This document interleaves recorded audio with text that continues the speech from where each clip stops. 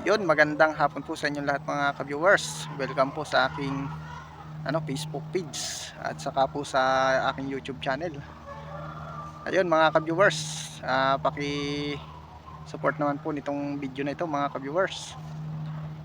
Yun mga ka-viewers, pa-suporta naman po ng aking YouTube channel, no.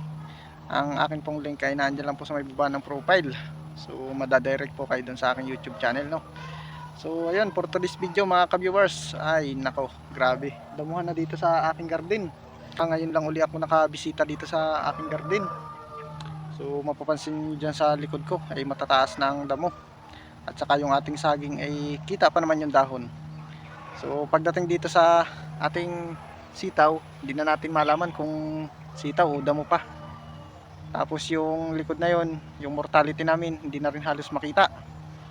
So yun, hindi natin maabyan ngayon dahil sa dami-dami nating ginagawa sa loob ng farm. So ayun, magandang hapon po ulit sa inyo lahat mga ka-viewers. So papakita ko po sa inyo ang itsura ng aking sitaw. Pero mga ka-viewers, meron na rin pong bunga yung aking sitaw. Kahit na madamo, may sitaw po tayong maharvest pa. Ito po, ipakita ko na po sa inyo mga ka-viewers. Ito po ang aking sitaw mga ka-viewers. Mapapansin nyo rin dyan mga ka-viewers, may bunga na po yung aking sitaw mga ka-viewers.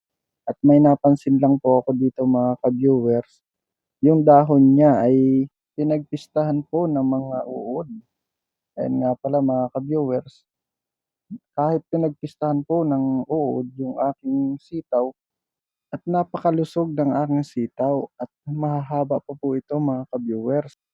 Pansin nyo nga pala dyan mga ka-viewers, nahihirapan nga pala ako mag-harvest kasi ang gamit ko lamang dyan ay kuko lamang.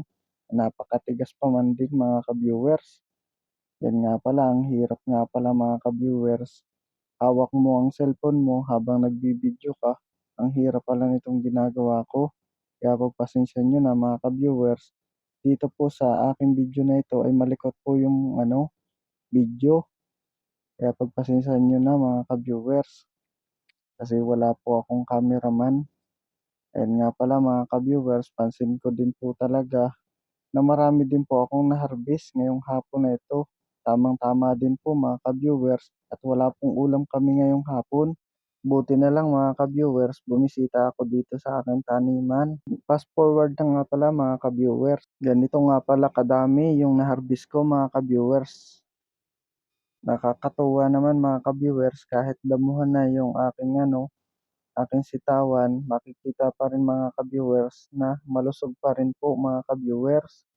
Tingnan niyo naman po mga ka-viewers kung gaano naman katataas yung damo dito mga ka-viewers. Ito nga pala yung aking sagingan mga ka-viewers. Ang tataas na ng aking saging dito mga ka-viewers. Naglakad-lakad nga pala ako dito mga ka-viewers. Tingnan niyo naman kung gaano katataas yung damo mga ka-viewers. Nangahampas nga pala sa mukha ko mga ka-viewers. Dito nga pala mga ka-viewers. Kukuha nga pala ako dito ng okra mga ka-viewers. Tingnan nyo naman kung gaano kalago yung damo. Bahagya na kung makita yung okra mga ka-viewers. Kaya talagang hindi na talaga natin maabyad. Halatang halata talaga mga ka-viewers. Ito nga pala mga ka-viewers, nagtitigasan na nga pala dito yung okra. Dito pa lamang sa bunga ng okra mga ka-viewers, mapapansin nyo na talaga na hindi na ako nakakapamitas dito mga ka-viewers.